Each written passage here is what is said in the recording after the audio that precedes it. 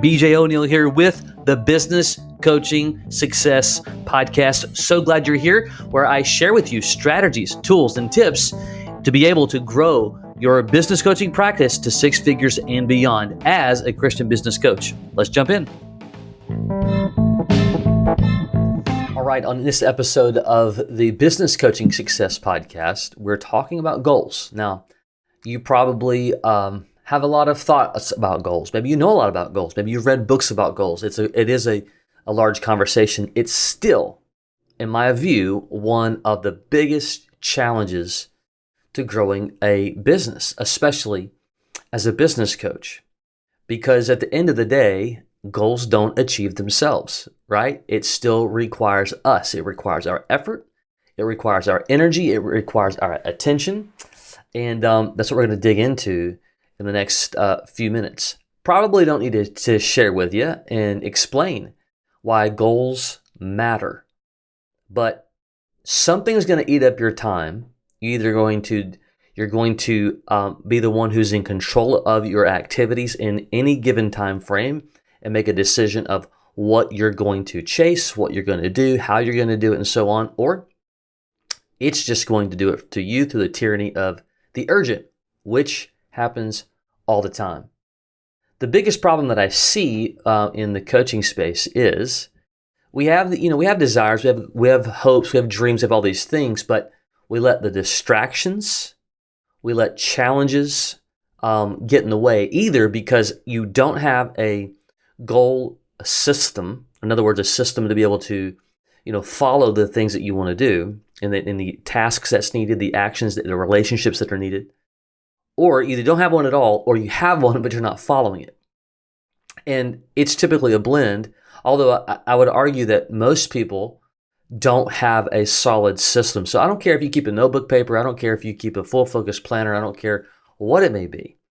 There's some things that I believe that philosophically that you need to kind of not just check off, but to truly make a decision on how you are going to maneuver through the days, the weeks, the months, and the coming years in order to achieve what it is that you say that you want to achieve, okay?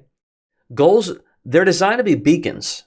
They're designed to be markers. And I think that even when we talk about stretch goals, because that's the biggest part that I want to impress upon you, something that I feel like I've learned in a different way over the last few years.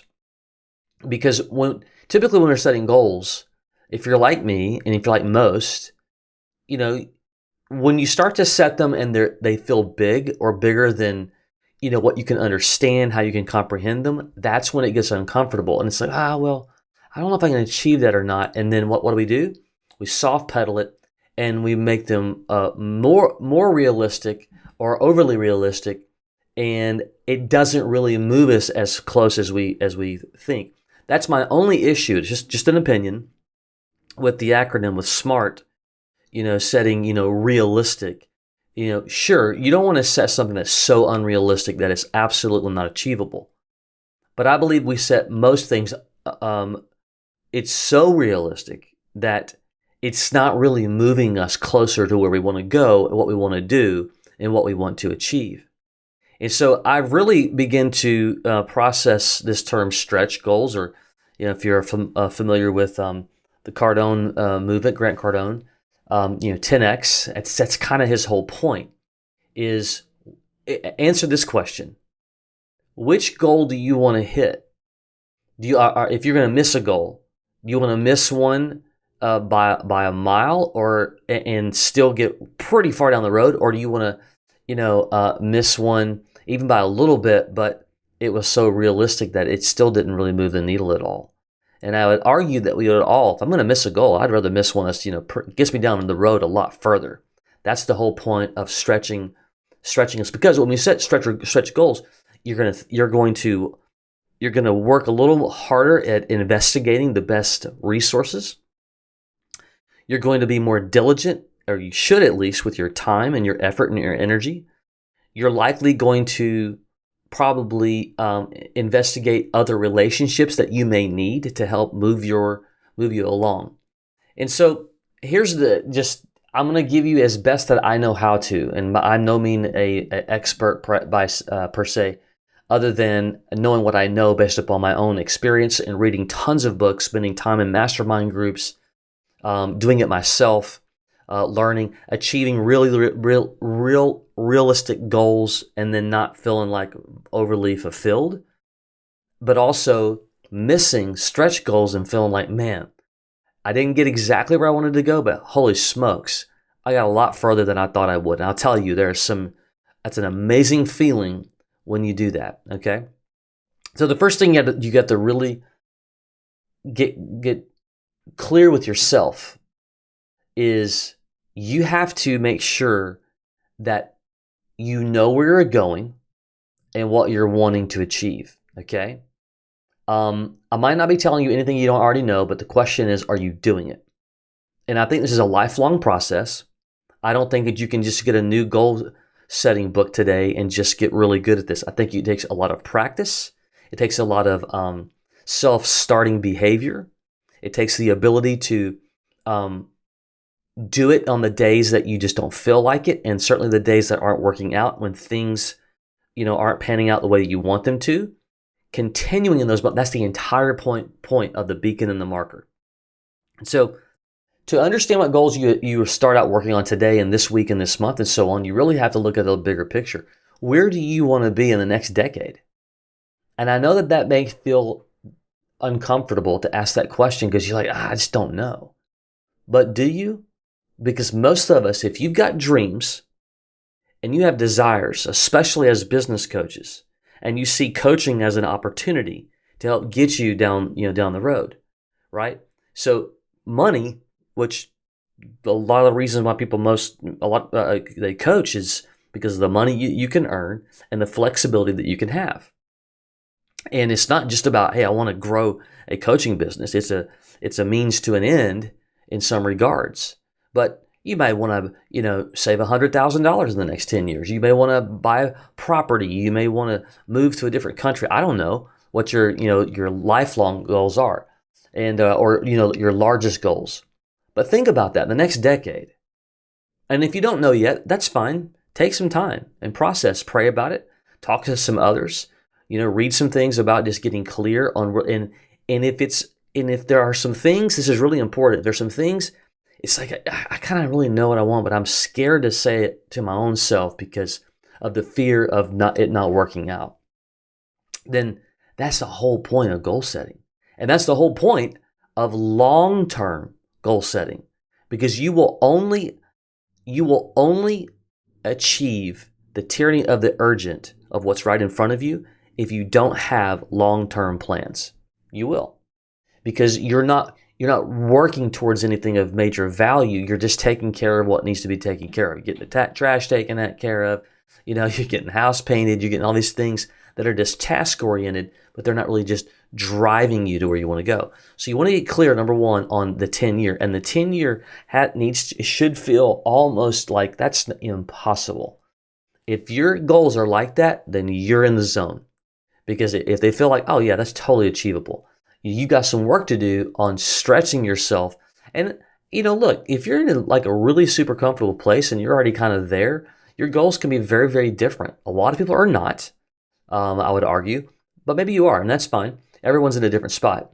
But by and large, you want to set yourself in a place to where, attempting your goals and your dreams, and everyone's are very, very different. Some people are super, super, they're like, hey, I've got a lot of things I want to achieve. Others are like, I don't. And that's okay. There's nothing wrong with that. You do you the way you want to do it. That's your 10-year. Then you start working at it over the next 5 years. Because there's a lot of things that you don't know.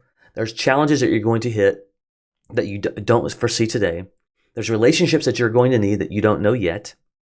And there's skills that you're going to need that you don't have. And so that's the reason why you start working at them over the next 5 years. And so as a coach, for instance, we'll put this into perspective.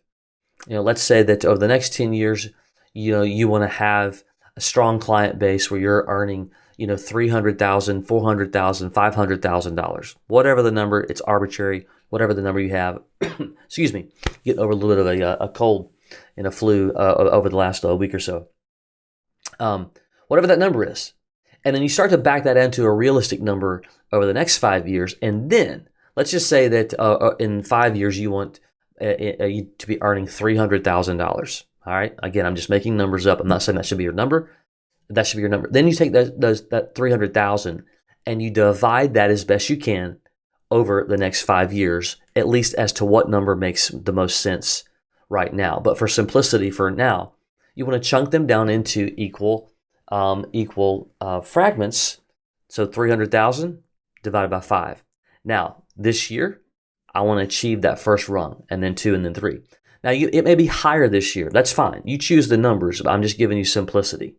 What's going to happen is that as you get into year number 3, if you're nowhere close, as you'll be monitoring this to hitting your 5 years, your 5-year number, you're able to adjust and figure out kind of what's going on. If you're nowhere close by the time you get to year 5, you're starting to recognize where you're at on the journey of getting to your 10-year goals. And I don't care if it's saving $100,000. I don't care if it's earning something. I don't care if it's buying property. Doesn't matter what it is. Of course, again, as coaches, that's what I want to help you kind of get clarity on.